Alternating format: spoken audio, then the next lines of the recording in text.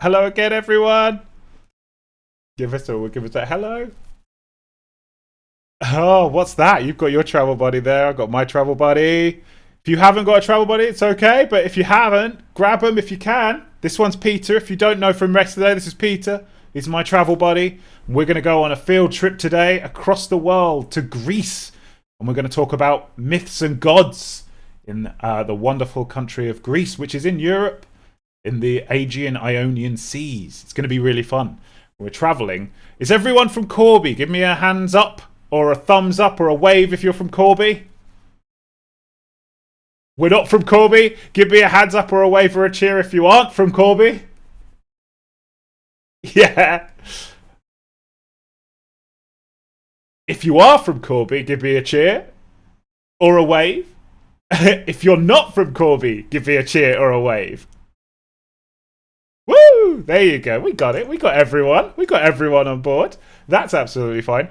I'm going to change my view so I can see everyone. There you go. I got you. Right. So, if for those of you that were here yesterday, you'll recognise my travel buddy Peter, the oldest dog in the world. This man is 31 years old. He has been with me my whole life since I was 7. He's come on all sorts of adventures, and I can see what's that over in the corner. You've got is that Albie's got his travel buddy? There you go, Albie. Hold that up. I like that a lot. If you don't have a travel buddy, you probably got your friends. I can see people with their friends or their brothers and sisters and cousins and family members with them. So yes, I can see like pointing to there. That's lovely. Absolutely. We're going to have some fun. We're going to head to Greece. If you've been to Greece before, we lucky you. But also, if you haven't, you're going to experience something amazing and new because we're going to go along and see where myths and legends happened for real in ancient Greece. Is that exciting? Yeah, we're going to see where gods were born, where gods died, and we might even take a trip down the river into the underworld itself. Ooh. But don't be scared. That's what travel buddies are for. If you remember from yesterday, I need you to, in your mind, imagine the field trip bus. Remember that everyone's field trip bus is different, but we all go to the same place. Mine is green with wings. It could be red, it could be yellow, it could be white, it could be any colour, it could be all the colours of the rainbow. It could have a hover car, it could fly, it could go through the earth like a digger. Imagine your field trip bus in your head. Imagine really hard, because we're going to go to Greece and I will shrink so you can see it. There you go. We're going to go to Greece. Off we go in our field trip bus. And there, Greece, as you can see. So, shall I show you how far away from England, where we are at the moment? Here we over in England over here. We can zoom all the way in. We're around that area. You can tell, but this isn't an accurate image of England because the skies are clear. Normally, it's covered with cloud and rain, as you'll see out the window, whereas Greece is a very different place. As we head over there, you'll see that Greece is a place of sun. So we're going to zoom all the way from England to Greece on the field trip bus. It's a beautiful place. And the first place we'll go is Athens, which is the capital of Greece. Named after the goddess Athena, the goddess of war and knowledge, with her wonderful pet owl. So even she was a goddess who had her own travel buddy. It was an owl that represented knowledge. Now we'll head down. She is the daughter of Zeus, and she had a lovely temple built in Athens called the Acropolis. Now you can see it here. We'll do a little spin around it. There you go. That is right at the center of Athens. It's a lovely place. Can you see it there, everyone? Give me a cheer if you can see the Acropolis. Give me a wave. That's great, isn't it? It's lovely. Now, the Acropolis is it's on a rocky outcrop above Athens, Greece. The Acropolis is a citadel featuring some of the greatest architecture, but you don't really care about the architecture, do you? You want to see how pretty it is. Let's head down and see how beautiful the Acropolis is. We have to start outside of it so that we can appreciate the size of this, because this is a big temple to gods situated in the center of the main city, Athens. Now, if you look over there, see these people, they didn't pay to get on the field trip, so they only get there and they are very cold. You can see that the English weather has followed us, but it's okay. We're going to escape it in a minute. Don't worry. But if you look, this is the city of Athens. Isn't it massive? Athens, named after the goddess Athena, as we said, but it's not a very good view, is it? We can't see it. This is it's based on the ancient Greek word for akros, which means high point, and polis for city. That's what Acropolis means. It's this place itself used to have cavemen in it 4,000 years before Christ, so 4,000 BCE. There's both a house and grave identified from around 4,000 BC. That's so old. That's almost as old as me. Now, if we head over, this is a very dreary picture. We've obviously taken. It's not really a picture as well. It's magic. See, we can look anywhere in this picture.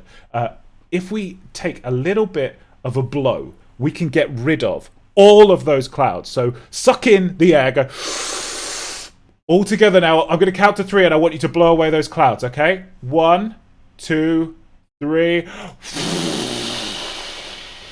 And we'll zoom all the way over to the look, we've completely cleared the sky of clouds, and we've got this gorgeous, beautiful, ancient Greek structure known as the Acropolis. This man here is taking a photo because he knows that you don't get to see nice things like that in Britain. You get to see them all over the place in Greece, and we're going to be heading over all the places. It's actually really iconic. This used to be a massive. There used to be a massive statue of the goddess Athena here with her owl and her shield and a sword, but it has long since disappeared thousands of years ago.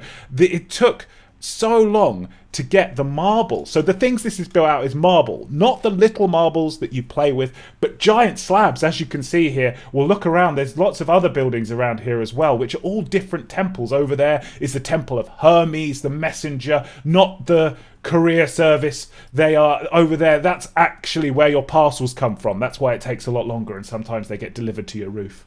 And over here, you can see there are other structures, and right there used to be a giant statue of Athena. So it's gone now. It's been stolen. The marble used for houses, and we can look around over here and see the city below. You see how big that city is? Is Corby that big? Would you say that Corby is that big? No, I don't think so either. It was also originally coloured. So it was all painted in beautiful colours. But the sun has bleached it completely stony, sandy coloured. So imagine it used to be very, very brightly coloured. But more importantly, it's also the oldest weather station. I know that's not important to you. That's okay. We're allowed to know that. But that's something that parents might want to know. Where we're going to head now. So we're going to head to the Mount Olympus. Now, does anyone know what Mount Olympus is? Nod if you do, shake if you don't, that's fine. No, so Mount Olympus was where the gods lived. So we're going to go and look at where the ancient Greek gods lived. Zeus, Hera, Apollo, Narcissus, all of these different ancient gods. We are about to go there. Are you ready to go and visit the mountain where gods used to live? And this is one thing that is very different about Greek gods, is that they think their gods lived amongst them. So let's head over. You can actually visit where gods lived in Greece. Here we can't do that. You're only allowed to walk around Buckingham Palace. Right, let's have a look. So you can see from the top again, it's not a very this is a topographical map, but you can see there's Mount Olympus there. You can see where all the gods used to live, where they drink ambrosia and nectar, and they'd have a very good time, especially Dionysus, the god of wine. He used to really enjoy himself. It's a 10,000 foot towering mountain. It's thought to have been the home of the most prominent Greek gods, believed to be created after the war between the Olympians and the Titans. The Titans being a group of gods who are older than even the Greek gods. They were called the Titanomancy. The mountain became the new home to the winners, the Olympians. It's also the tallest mountain in Greece. However, what we're looking at now is just a little spinning picture. Shall we head down onto the mountain and see what it looks like if we'd actually climbed it, which we don't have to do because we're all just sat at computers, and that's fine. Now, there's a beautiful view from the top of Mount Olympus. As you can see, it's the tallest mountain in Greece, like we said, and it looks across the whole of Greece. You can imagine that gods would have lived up there, and the gods would have stared over this, and they would have eaten grapes and drunk wine and celebrated and had fun together and set jobs for mortals, because that's what the gods in Greece used to do. They'd be like, we're bored, what do you think we should do? And they're like, see that Heracles bloke? And Zeus was like, that's my half-son. They'd be like, yeah, let's give him a task. And they'd be like, oh, why? Well, we're bored. Make him go and hunt a lion, but he's not allowed to kill it. Oh, okay. And he'd go and make him wrestle a lion. And then he'd have to carry it up the mountain. Did he have this nice view to look at when he carried it up the mountain? No, he had this view to look at as he carried it up a mountain. Imagine how sad. He's just wrestled a lion. He has to carry it all up the mountain. And he has to look at all of this for miles and miles and miles. He finally gets to the top. And they say, oh, that's lovely. Thank you very much for that lion. We're going to take it. And he'll say, Heracles would say, this is a very pretty view. What's your view like? Is it as pretty as this? And they'd say, it's prettier. And he'd say, is it really? And they say, yes. And he'd say, can I see? And they say, no. Because they were a bit mean. But luckily, through the power of technology, I can show you what the gods used to see. Do you want to see that, Peter? What do you think? Do you want to see what the gods used to see? Because this is what mortals would see. Should we see what the gods used to see? Let's head to the gods' view of Mount Olympus. So when the gods looked out, what they could see is the whole world underneath them. They lived above the clouds. They didn't care because they had everything and everyone loved them. It was a wonderful time for them. They enjoyed it, but it wasn't. They fought hard to get that. It wasn't always a wonderful time.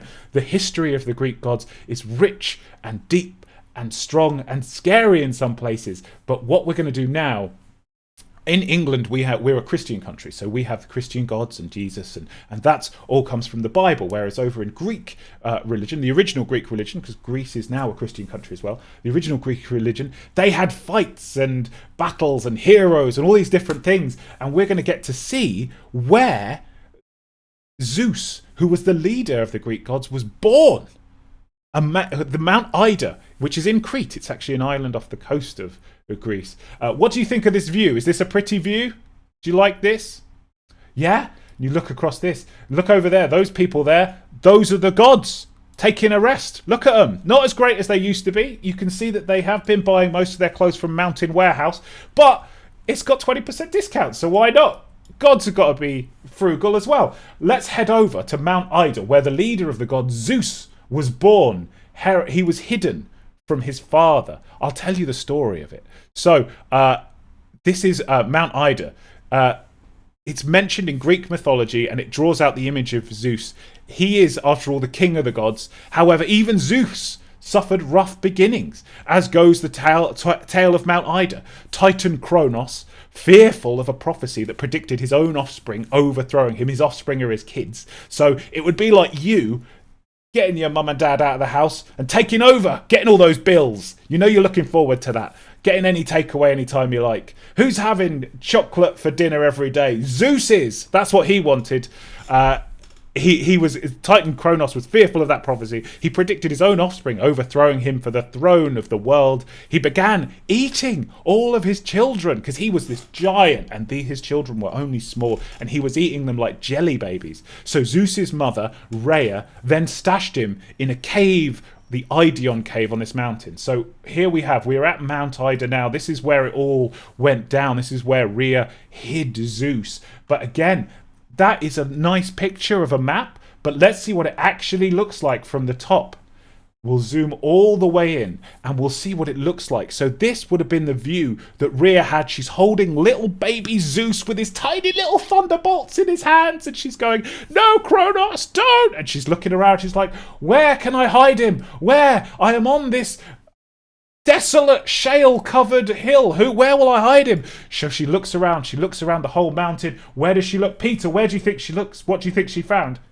A cave. You're right. She found the Idion cave. Let's head over to the Idion cave, which is still visited today. So you can visit the cave where Zeus, head, leader, king of kings of the gods of Greece, was hidden. And that there is the cave in which Rhea hid Greece, which now has a souvenir shop where you can get a magnet. It's utterly a really brilliant way to celebrate any god, I feel, is with a fridge magnet. What do you think? Has anyone brought travel money in order to buy a souvenir fridge magnet? Yes, you have. It's in our minds. It's okay. You put it on the side of your field trip bus, and then we take it back with us. It's got a little lightning bolt. There's one with a lightning bolt. There's one with a jelly baby. It's okay. You can have either of them. They're there. But look again. You wouldn't even know if you look up here. That there is where we just were. So Rhea came to the head of that cave and she was like, oh no, where can I hide that baby? Isn't it lucky someone's put these conveniently located stairs here so that I'll be able to head down into this lovely terrace flat area where we could possibly have a picnic later. And then she took him down into the cave and hid him. And he was hidden for many, many years so that he could grow strong and challenge his own father Kronos to the crown. Now, the wrath of the gods is well described in Greek history, and to escape this famous wrath of Hera, Zeus would flee to many different places, many different times, because after all of this, he had a traumatic childhood, did Zeus. Zeus was a bit of a scoundrel, is an understatement, but he had a traumatic childhood, and that childhood was echoed throughout his history. Zeus had many girlfriends and many wives in the end, and his lover Leto had to flee to an island called Delos, and she fled there because she was pregnant with his twins, Artemis and Apollo. Now Hera, Zeus's wife, queen of the gods, you can imagine that she was a little bit angry that Zeus had a girlfriend, as everyone should be. So let's go and see where Zeus hid his girlfriend from Hera. Now the island of Delos, it's an archaeological site in the Aegean Sea. So if we we'll zoom all the way in so we can see its prettiness. We're going to go and look at the temples that were erected there to the gods Artemis, Apollo, and more importantly, Zeus's other son, Hercules. So let's head down and see where the Temple of Hercules is on the island of Delos. Leto, who was Zeus's girlfriend, came to this island and gave birth to Artemis and Apollo. Due to these sacred births, no mortal, so people like us, normal folk that aren't allowed to climb into the gods' homes, are allowed to be born on or to die on these lands. So, in mythology, if you were to live on these lands, you would live forever. And this used to be an incredible temple, huge, hundreds of feet high, to the half-god that was Hercules, eventually ascending to godhood after he'd done all those wondrous tasks that, I say wondrous, they were tedious. He had to clean. There were 13 tasks in the end, which included fighting a lion, getting an apple, killing a monster. He had to fight the Hydra, the many-headed gods. Hercules was this giant muscly man, and he took his cousin with him to help him fight the Hydra, which was this giant dragon-like creature with 5 heads. And every time Hercules cut off a head, another 2 grew back in its place, and he asked his cousin to light flaming torch and burn the stumps when he killed it, and that is how he defeated it in the end. And they gathered the blood that came off of the Hydra, and they took it to use to poison the centaur that was keeping Hercules' girlfriend prisoner. But that's another story, and that's just one of many of Hercules. And this is the temple they erected to him. And really, if you wanted a holiday home, this would be a lovely area to get it in. A place you couldn't die with that view. Whew! You're not going to find that in England. So that's what we're gonna have a look around this. It looks quite uncrowded now. There's bricks on the floor you can see fallen from the temple. People who aren't followers of Hercules destroyed it many years ago and used the granite and the marble for other houses and homes. But this is exactly where it was. Now, I think, where's the next place I'm taking you? Ah, yes. Now, we're going to head across to the Acheron. Now, the Acheron is in Greek myth, and maybe not just in myth, it's the river of death. Acheron River was considered to flow to the underworld in Greek mythology. It's the only of the 5 rivers of the underworld that flow through the country's mainland. The river was known to flow through many dark gorges and even go underground in places. It's an underground river. So let me I've realized that there's a chat that I haven't had up on the screen. Obviously I didn't say, if you have any questions, please feel free to type them into the chat. Sorry, I had not seen that before. If you have a question and you want me to slow down, please feel free. Now, we're going to head down to the Acheron. It is a long river. It's very, very long. It runs all the way through a country, a whole country of Greece. But not only does it run through a country, it runs deep into Hades, which is also the name of the god that presides over the underworld of the Greeks. Hades is where all of the souls of the dead go. They are Charon, the river guardian, who... I'm doing this because he rows the barge of the Styx, which is the name of the river after it flows into the underworld. It's guarded by Cerberus, the three-headed dog owned by Hades, and only Charon can guide souls into and out of the underworld, out of Hades. So let's head down and see what this dark, deep river of death looks like now. Hold your breath. It is truly terrifying. Everybody. Oh no, Peter. Is it scary? Is it scary? Oh. No.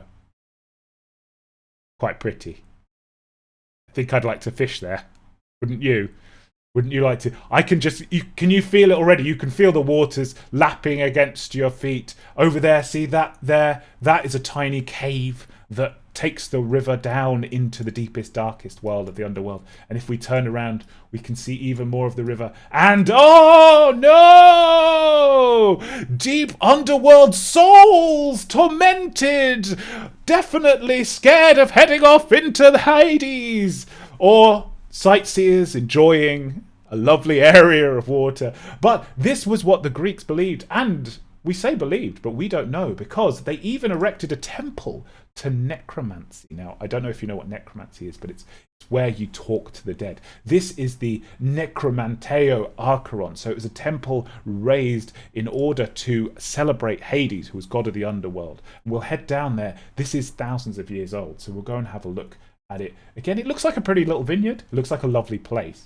We'll head down there so that you can have a look and see what that would have looked like.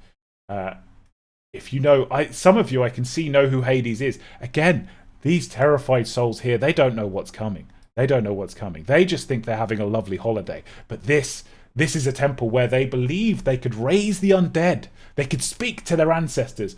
I don't know if I'd like to speak to my ancestors. I don't like getting texts from my gran, let alone receiving a message through the underworld from them. You never know. Can we swim in it? Yes, we can swim in the Archeron. I would recommend taking flip-flops, as you never know what kind of souls are going to sweep past you. As you can see, this used to be a temple. You can see all on the floor, the stones. And these places would have had the bodies of the dead where people could visit them and say their last rites. But they could also come in and speak and commune with people that had long since left the real world and headed down the river Styx, met the bargeman Charon, and enjoyed the fruits of the afterlife, where Hades and Persephone, his wife, lived. Persephone is the daughter of Demeter. Persephone is a god of harvest and god of beauty and god of life, and she was tricked by Hades to head down into the Archeon and spend eternity with him. I mean, why not? If you're going to do something 6 months of the year, might as well do it in style, right? Head down a beautiful river. So this is Ithaca. This is the next stop on our travel. Here, Ithaca is where the heart-wrenching tale of Icarus of Odysseus' 10-year odyssey starts and ends. Odysseus' 10-year journey back home is mentioned in intricate detail in the epic poem Odyssey. According to the mythical poem, Ithaca was the hero's home. After the Trojan War, Odysseus travelled back home, passing many hurdles along the way. Not literal hurdles. He wasn't a runner, but he could have been, because this is Olympus, and this is Greece, and the Olympics are named after Mount Olympus. The mystical island is now a relaxation paradise with its emerald waters and lush green surroundings. In fact, diving is a popular activity at this island. Now, I know a lot of your parents are going to be feeling a bit jealous of the fact that you're on this trip and they're not. So let's not tell them. We're about to go and look at how pretty this island is. Let's zoom all the way down to Ithaca. Ithaca is a beautiful place. Now you can just imagine Odysseus. He's been at sea, he's been at war, he's been doing all of these different journeys for 10 years. How many of you are older than 10? Give me a hands up if you're older than 10. Hands up if you are 10. Hands up if you're younger than 10.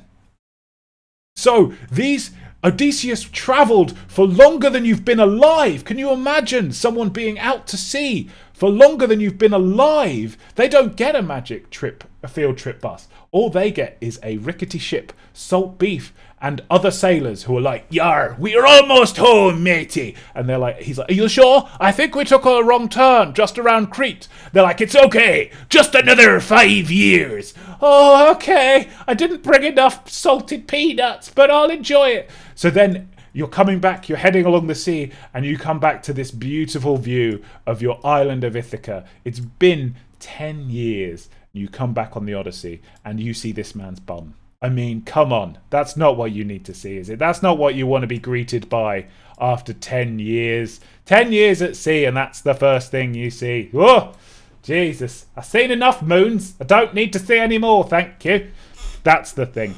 Right, so let's head on to the next place in our trip. The next place is when it catches up, unfortunately. We are at... Magic is only so magic. This is Komos. Now, Komos is an interesting tale. Does anyone know the story of the Minotaur?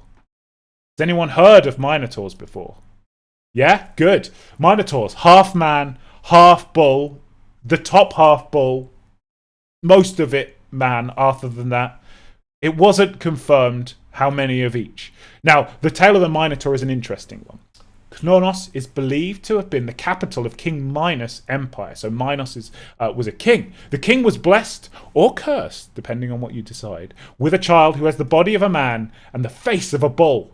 I've met people like that. We don't meet them so much now that we aren't allowed out to the pubs, but I've met people like that.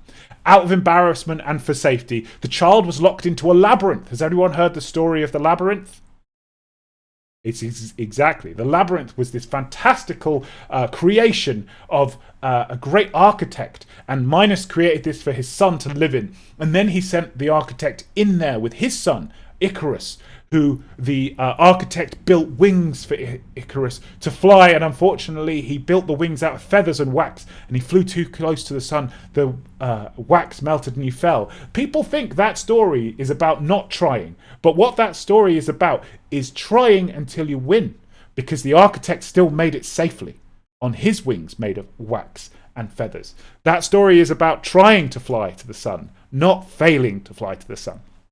Eventually the Minotaur was slain by the Prince of Athens and Minos' daughter. The exact location of the labyrinth is not known. However, many believe Komos was the place where Minos' throne existed. So we're looking at a beach right now. It's not very interesting. However, I want to show you where Minos' throne was. And that was here on this beautiful beach overlooking the sea. Over there on the top of that hill, up there, was where Minos' throne was. So his labyrinth is believed to have been here. Can you imagine that you're on the beach having a lovely time? You've just built a sandcastle. You're deciding whether or not you're going to go snorkeling, and suddenly this giant man with the face of a bull comes running out going, "Dad!" And you're like, "Yeah, he's free!" That's where this would have happened. This is exactly it. It's a beautiful area. So we'll head out to this. The next place I'm going to take you is Aegina. Now, Aegina is an interesting one. It's one of the Saronic islands in Greece, in the Saronic Gulf. It's actually, I have added that just because it's pretty. That's what I've done. So we'll have a look down there. I was looking at my list and I was like, oh, I wonder what exciting things happened there. Nope.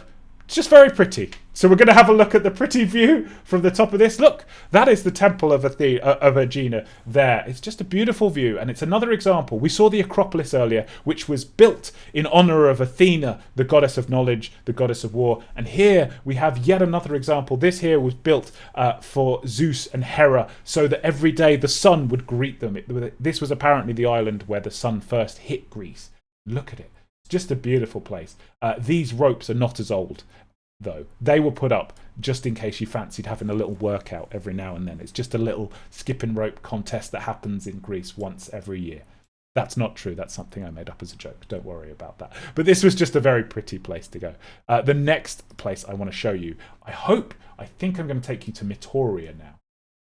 Oh, no, I'm not. I'm going to take you to Delphi. Yes. So Delphi is a very interesting place. So Delphi, is Peter's favourite place, because Delphi was the centre of the world. The Greeks believed that it was at the centre of the world. They absolutely thought that was the case. Not only did they think it was the centre of the world, But they thought that there was a priestess there called the Oracle of Delphi. We'll head down and have a look there in a second. Now, the Oracle of Delphi was consulted on everything. She received messages from the god Apollo. Apollo was the sun god. He had stolen fire and given it to the humans, and not only fire but inspiration as well, creativity. And because he'd also given visions to the Oracle of Delphi, and every single ruler of Greece consulted the Oracle of Delphi. So let's go and see where that happened, because it is an absolutely beautiful area.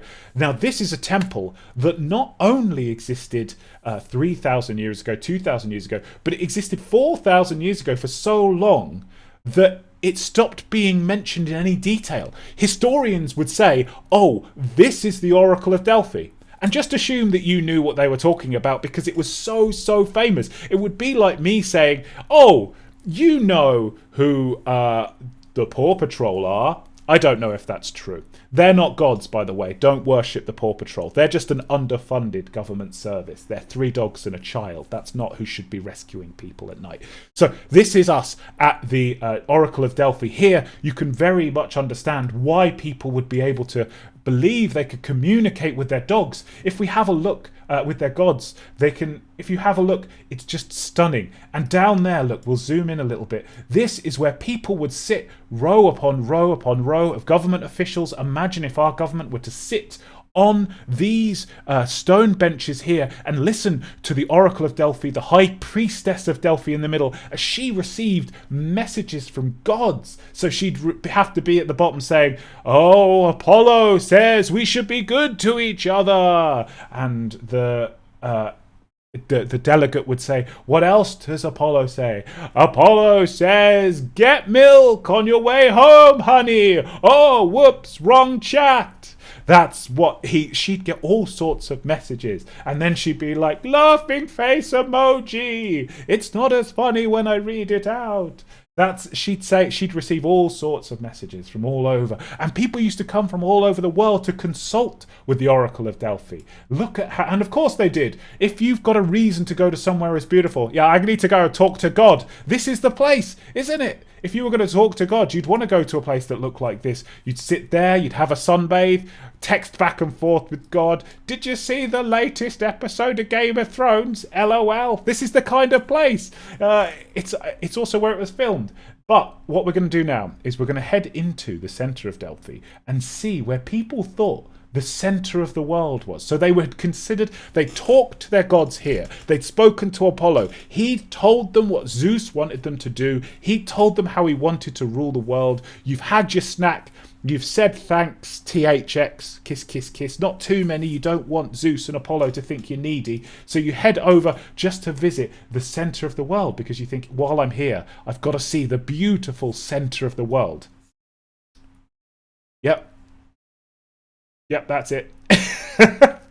It was a stone and written. Look at this. On here is written, centre of the world in Greek. That's in ancient Greek, not even current Greek.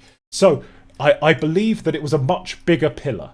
In fact, I know it was. It was 10 feet tall, and this is barely 3. But this is the centre of the world. As far as the world knew, 2,000, 3,000 years ago, there were pharaohs in ancient Egypt coming to speak to the Oracle of Delphi to see how they should best rule. And here we're seeing this. We have to go to the centre of the world. It's very underwhelming. Yes, we can get a fridge magnet. Where can we buy a fridge magnet from? The shop over here. Yay! Get a centre of the world fridge magnet when you are over there from Egypt.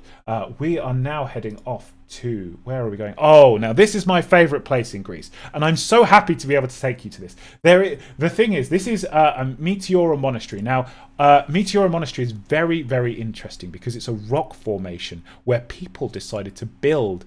They built monasteries. Now, monasteries may not sound interesting to you. I understand. I have also been 10 years old before, 9 years old before, and I understand the word monastery. It's almost as good as a lullaby to send you off to sleep, and I understand that. See, even Pete, look, you can hear him. Shh. I said the word monastery. Shh. It's okay. These are a special kind of monastery because these were made by monks trying to escape from the ravaging hordes who wanted, as you can see, this very green, fertile land. So they saw all these tall rock formations and they built these beautiful monasteries in order to escape from the plain of Thessaly up above all of these armies heading through it. And they wanted, not only did these monks think, oh, do you know what? We need to escape, but we also want somewhere where we can drink wine and look across a beautiful view. So what did they do? They built a beautiful monastery with a stunning view across the plains of Thessaly. As you can see, this is a gorgeous, gorgeous area, and from where we're looking right now, the ravaging hordes would head towards it. This is towards the monastery, and the monks would be sat there with their friends. As you can see, these people are right now. These are some of the monks, as you can tell from how many people are there. Look, they'd sit there, they'd text their friends, and they'd say, oh, look at those hordes coming in here. Lucky we're up here, way above them, and they'll never get us. We are safe. In this beautiful, beautiful monastery on this beautiful, beautiful spike of rock. And we can have a look at how the hordes would have seen it, because they would have been like, hey, look at all of those monks over there up on that hill. They seem to be having a grand old time. How do we get to them? And the general will be like, I don't know. We don't have ladders yet. They won't be invented for another 2,000 years. What are we supposed to do? And they were like, I guess we'll just run in and start farming the grounds around them. That'll do them bad. And that's what they did. They settled in this area, they had a community, and you can even see some of the villages over there still surviving to the day, where the invaders just stopped. You see that there? That's a field where the invaders stopped because they couldn't get to the monks. Now, these monasteries that we see here are from thousands of years ago, and they still have monks in them today. There's 3 of them, I believe, are still accessing today. They're communing with their gods. It's an Orthodox religion, so they're Christians, and they have 2 with men in and 1 that's only women, so there's nuns in one of them. How many women are in this monastery? None. That's the true joke to that. That's a pun. It's all right. There's going to be some oldies that are out there, and you'll get it like I did. So, right, let's head on. We're going to head on to, I believe we're going to head on to the last place where I can tell you the story of Medusa. Does anyone know the story of Medusa? Sort of. The Gorgon? No. Yes, one of you grabbed your head. The snake-headed Gorgon that is Medusa. Now, Medusa, her island is long since gone, unfortunately. She was banished to an island which doesn't exist anymore. And they think it was close to here, to Sistine. This is the closest we can get to it, because unfortunately you're not allowed to take photos around the island. However, we are in a magic field trip, and I will tell you the story of Medusa while we head down and have a look at this beautiful island.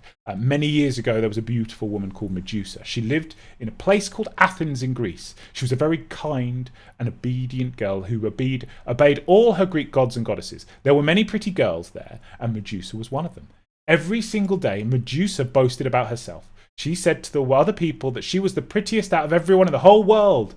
On Sunday, Medusa told the miller that her skin is more beautiful than fresh white sow. She told her cobbler that her hair is brighter than the sun. She told the blacksmith's sons that her eyes are greener than the sea. On Wednesday, she boasted to the public that her lips are redder than the reddest rose in the world. When Medusa wasn't busy, she would boast about herself while looking in the mirror. And she kept going on and on about how pretty she was to the world. She'd say, oh, I'm so beautiful. Oh, I'm so beautiful. Oh, aren't you lovely? Oh, aren't I lovely? Oh, she'd look in the mirror and she'd tell herself how beautiful she was. And she'd tell everyone else how beautiful she was. And then she started to say how beautiful she was compared to the goddess Athena. Now, Athena, much like all of the other Greek gods, was very, very jealous of people who thought that they were better and prettier than she was. And she came down to the temple where Medusa was praying, and she said, no, you can't talk about that like that. There's no way that you're prettier than me. And Medusa said, I am. Look at me. I'm very, very pretty. And you're beautiful, but I am more beautiful than you. And Athena said, Medusa, vain and foolish girl, you think you're a prettier girl than me? While other people are working, playing, or learning, you just boast about yourself. Medusa, there is more to life than beauty alone. Medusa tried to point out that her beauty was an inspiration to those around her, much like an Instagram influencer, and that she made their lives better by simply looking so lovely. But Athena silenced her with an angry wave. "Nonsense!" screamed Athena. "One day beauty will fade, but I will make it fade away now, and all your loveliness will be gone forever." Are you happy? When Athena uttered those words, she clicked her fingers, and Medusa turned into a terrible monster. Her hair thickened into hissing snakes, and her body turned into a snake. Are you happy for what I have done? Now, anyone who looks in your eyes will turn to stone, and no one will be able to save them, snapped Athena. Even you, Medusa. Should you seek your reflection, it will turn you to rock the moment you see your own face. Athena then sent Medusa with a hair of snakes to live with the blind monsters so that no one could ever look upon her, the Gorgon sisters, at the end of the earth, so that no innocent people would be turned to stone at the sight of her by accident. And this here is the island of Scythene, which it's thought was where Medusa lived. And as you can see, all of these houses, unfortunately, looked upon Medusa, and were turned to stone. That's what happened. So we're going to end the tour of Greece there. Thank you for joining us on our field trip. It has been an absolute joy to take you to Greece to talk about the ancient gods and goddesses and where they lived and how they ruled. I hope you join us on another field trip, hopefully to somewhere else, definitely to somewhere else around the world. Have you enjoyed yourself? Give me a wave, give me a cheer if you have. Good. We have enjoyed yourself. Have you enjoyed yourself, Peter? Yes, I have. He says he has as well. So thank you very much. Now we're all going to get on the magic field trip bus, and we're going to head back to our houses, and hopefully you'll join us another day. So everyone, give us a wave. Thank you very much for joining us and learning about ancient Greece and looking around the beauties that Greece has to offer. Thank you very much, and I hope to see you another day soon. Bye, everyone. Bye. Thank you.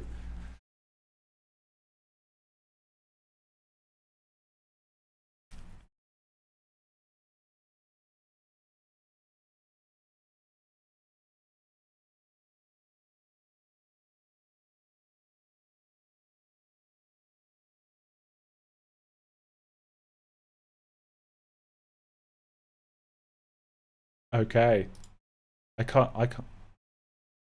Was that okay?